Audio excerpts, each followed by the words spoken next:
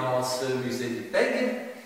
Il s'agit d'un musée de site, c'est-à-dire que la plupart des pièces que vous trouvez ici ont été trouvées dans le territoire du PEG et sur la colline qui lui est proche, la colline Saint-Marcel.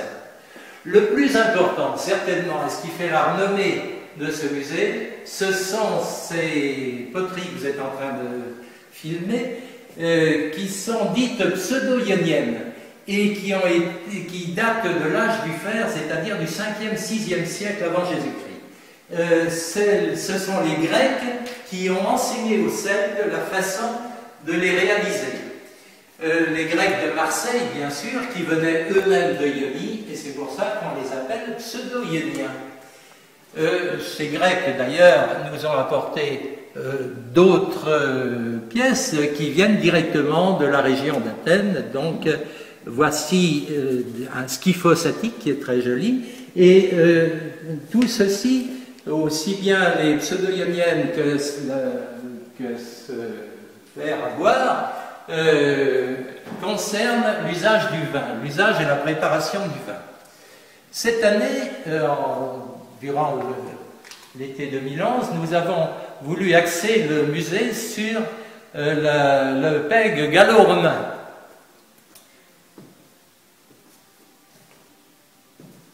Un certain nombre de pièces nous ont été prêtées par les musées environnants et également proviennent de collections particulières.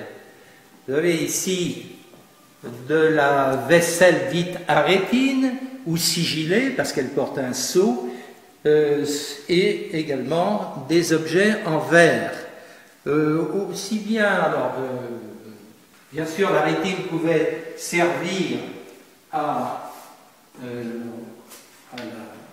l'utilisation quotidienne, mais pouvait se retrouver également dans ces petits coffres ou sarcophages qui permettaient donc d'enterrer les morts, d'enterrer ou de garder les cendres. Petits hôtels en pierre qui pouvaient se trouver dans les maisons ou villas particulières.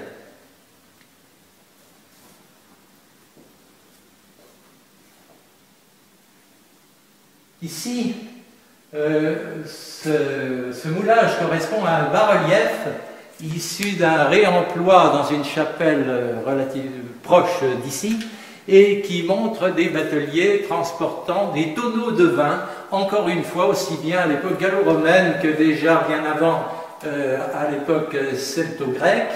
Le vin reste quelque chose d'important. Mais ici, il s'agit de la vigne. À l'époque gallo-romaine, on a cultivé la vigne, et à un tel point d'ailleurs qu'un empereur, dès la fin du 1er siècle, a cru bon d'interdire ou de diminuer la culture de la vigne pour faciliter le commerce avec l'Afrique du Nord ou l'Italie. C'était en somme déjà un premier problème de mondialisation de l'économie.